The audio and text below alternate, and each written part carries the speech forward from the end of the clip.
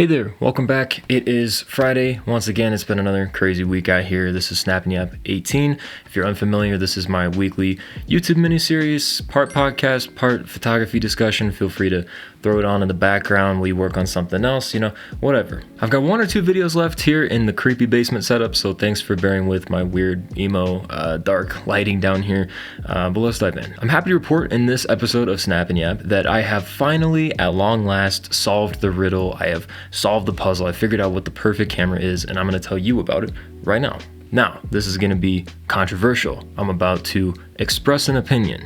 Just wanted to give you a fair warning since this is YouTube after all, the land of leaving hate comments 30 seconds into a 10-minute video. And I'm actually going to contradict myself right up at the top. I have a confession to make. I don't think that there is ever going to be a perfect camera. I don't think that that will ever exist, at least not one that's perfect for everybody in every use case, because I believe that the perfect camera is actually two cameras. Now let's back up because I want to talk about the three kinds of cameras out there. First of all, you have the cameras that try to do everything, your hybrid cameras that try to appeal to the widest population that they possibly can. Think your Sony A7 whatevers, or for my Fuji people, the X-T5, the X-H2, just kind of an all-around workhorse. They're really, really versatile cameras that can do a lot of things really, really well, but rarely do they do much of anything absolutely perfectly. Then you have the cameras out there that try to do one very specific thing extremely well. Those are mostly video cameras, cinema cameras in my experience. Think like your giant red cameras or Blackmagic stuff. Probably not what you're going to bring out to do street photography or do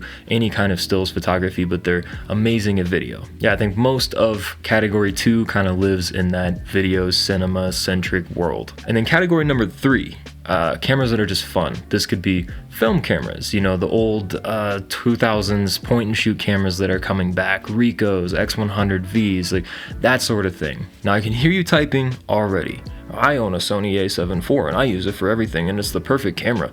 I hear you. DM me your address and I will send you a little plastic trophy for having found the perfect tool. But for the rest of us who are a little harder to please or maybe just dislike having money or otherwise are neurotic about cameras, I just can't see ever being totally satisfied with a single body. And subsequently, I think that the most liberating thing to have realized for me as a photographer is that I don't have to be.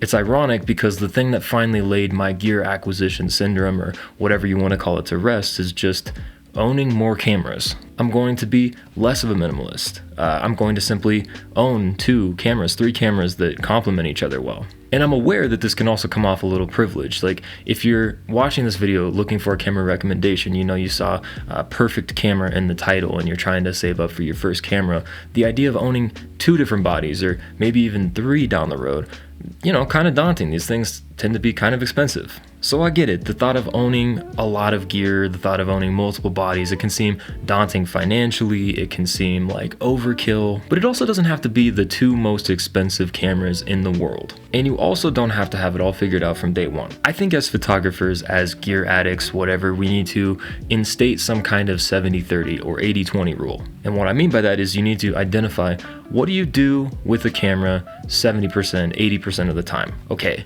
go find your main workhorse that is really, really good at those things, but don't expect it to be perfect at the other 20%. You need a separate tool a lot of the time for that. To give you my own personal example, my main setup right now for travel, for video, for everything really is just the Fujifilm X-H2S, which I'm filming on now, and the Fuji X100 I have the X-H2S in hand for when I want 6K video and, F-Log 2C and higher bit rates and better battery life and, a CF Express card slot, all these fancy features that I need for like the big heavy lifting kind of stuff that I do. However, I hate using this camera for street photography. Actually, I kind of hate carrying it around anytime that I don't absolutely need it. So therefore, I also own an X100 partly because I found an insanely good deal on Facebook Marketplace, and partly just because it's fun to use on those other days out where I don't need the X-H2S. Now the X100 goes without saying, it's pretty bad for filming yourself with. You can't see yourself, there's no articulating screen.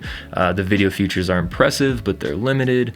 It's got one card slot. It's got sort of questionable weather sealing. It's never going to be my main workhorse. But because I have a system where these two cameras complement each other really well, and because I'm going to follow this system for any two cameras that I own and travel with going forward, it doesn't need to. It's not a big deal if my cameras have weak points. So in short, because neither of my cameras has to do the other's job, they can kind of coexist in perfect harmony. That might look like a high-end cinema body for you to do professional video work and maybe a film camera on the side when you're just having fun. If you're a wedding photographer, it might look like dual-wielding Sony a7 IVs or a7 Vs or R5s or whatever, and then having like a Nikon ZF for fun. It can be any combination, whatever resonates with you, whatever suits your specific needs. And like I've been hinting at, hell, throw in a third cheap film camera or like some kind of early 2000s digicam. Those are getting really popular for some reason. But when you stop looking for perfection out of a single body, it makes it so much easier to weigh purchasing decisions. Instead of weighing each spec line by line, laboring over every single detail, making comparisons,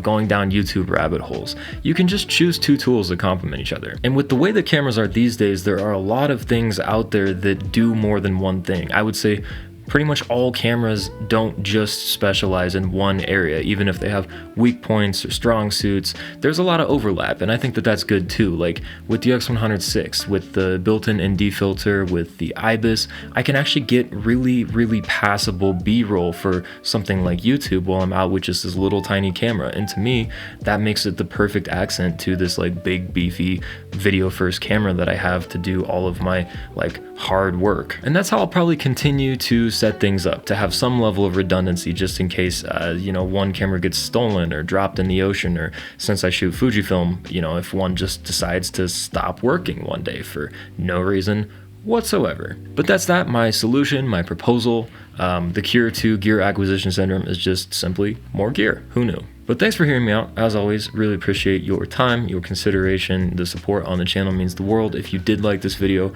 feel free to share it with a friend, maybe hit the like or the subscribe button. It really does help to convince the YouTube algorithm, the robots, to show this video to more people, make it a little easier to carve out time and do this stuff. But with that, drink lots of water, take a bunch of photos, and have a very nice weekend.